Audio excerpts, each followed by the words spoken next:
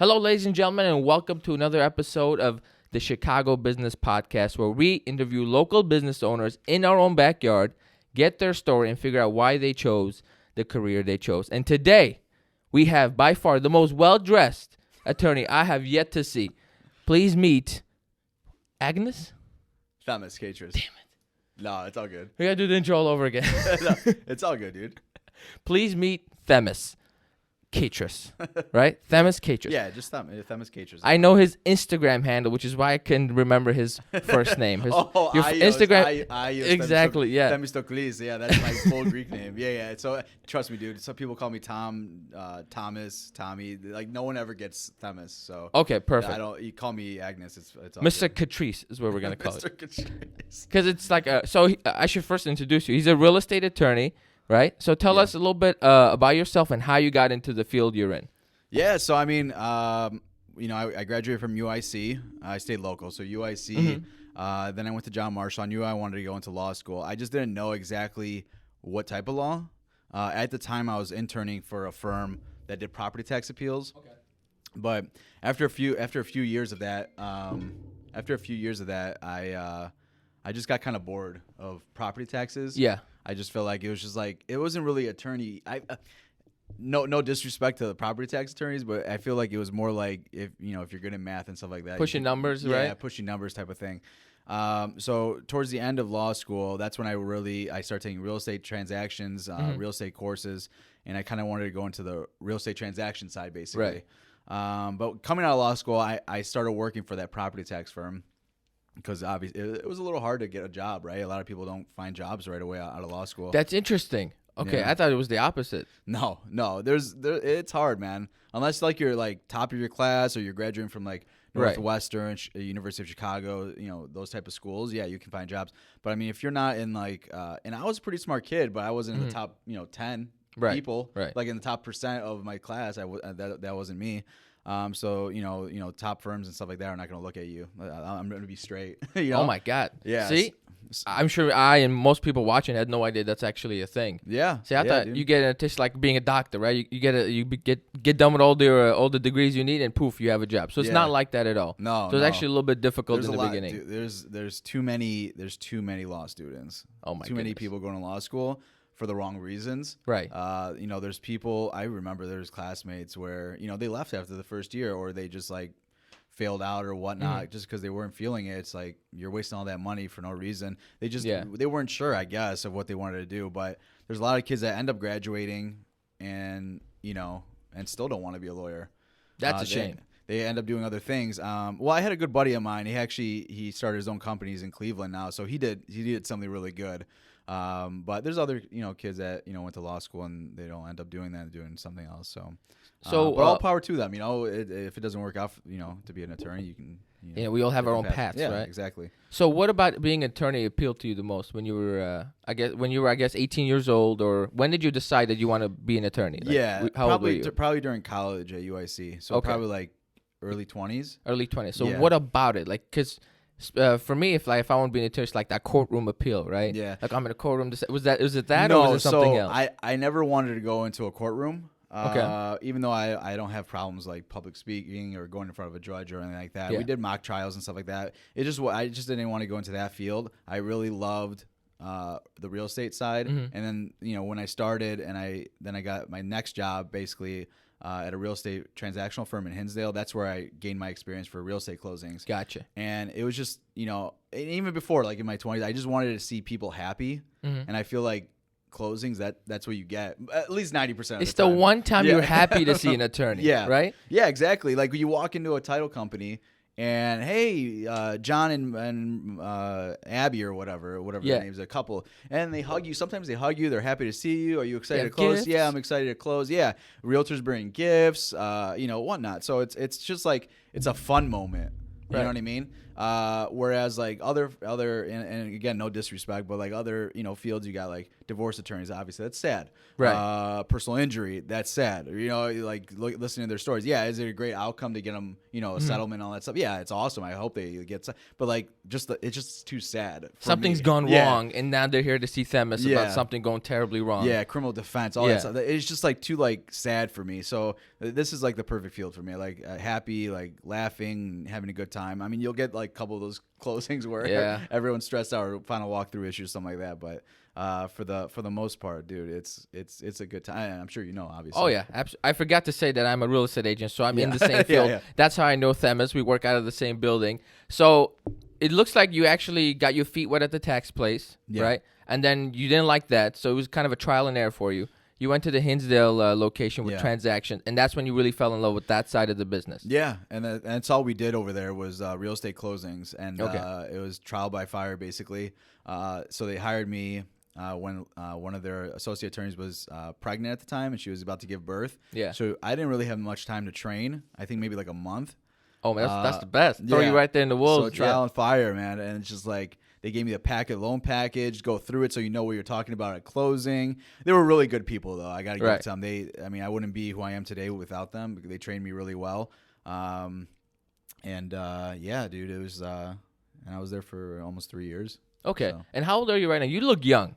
31. Okay, that's young enough for an attorney, right? Some people still peg me in my 20s, but when I'm like, no, I have a kid and everything. I'm older now. I had you at 29. Yeah, I had you pinged at 29. Yeah, somewhere around there. I wasn't quite ready for 30. That's why I grow my facial hair still. I don't shave that often, so I look a little older. When I shave I look like I'm 23 or something like that. I look like a baby. What's the average age of an attorney? Do you know? In this field, I don't know, man. I'm not trying to pump myself up or anything like that. But I feel like you're the youngest I've seen. I feel like whenever I go to closings, I'm more often the younger one, youngest one. Yeah. Do you find that as an advantage for you or a disadvantage right now? Both sides. Both sides. I mean, it's an advantage with like younger clients, younger realtors like yourself. They kind of want to be with the younger generation. Right. Whereas older couples, older realtors, they want to stick with the older attorneys, even though maybe like I might be better than them or, they might be better than me. Obviously they have more years on me, but, some people just feel more comfortable when they're a little older to be with like an older attorney. So that's probably the disadvantage. Okay. Yeah. And so you worked at this Hinsdale place for 3 years. And when did you decide to go out on your, because you own your own law firm at this point, or you co-own, how the situation is? Yeah. So my sister was on her own already. She started off doing like estate planning. Okay. And then she got into closings. And so, eventually, when I left the firm in Hinsdale, we were like, hey, why don't we just partner up? And we did. And her office was the law offices of Themis Katris. Mm-hmm. So she was solo in Downers Grove. And then we changed it to the Katris Law Group. Yeah. Big group, right? 2 people now. Let's go. Yeah. So then we just came here, this office over here. We found this space over here in Elmhurst. And since starting, like, being partners with your sister, what difficulties have you experienced that's not attorney related on the business side? On the business side, I mean, you always have to be grinding. Whereas, like, when I was in Hinsdale, all I cared about. Right. No, I try to do the best job, be the best attorney still. Otherwise, you wouldn't be here. Yeah. Yeah, but the business was on the 2 owners of that firm. Whereas now it's on our shoulders. So advertising, going out finding realtors, lunches, seminars, working on weekends. When there's a problem, it's on you now. You know what I mean? So it's a lot more stressful, but with stress comes reward. So true that. Yeah. So you went from being I'm not to insult, just an attorney, right? Mm-hmm. Till now you have to be a marketer, probably an accountant of some sort, right? Advertiser, and then you doing lunches, a speaker, this, that, and the other. So it's like a lot of avenues. Now, did you do any like research or what's the word here? Did you have to figure out any new skills when starting your own business? No. So it helps a lot when my sister was on her own already. Right. So she filled me in and kind of helped me out on that business side, like what we needed to do. Mm-hmm. And then also my dad is a restaurant owner. So I grew up basically in business, right? So my dad was a Greek immigrant with my mom too. They married young. My dad started off a dishwasher. Right. I'm sure everybody has like immigrant stories, but which are amazing.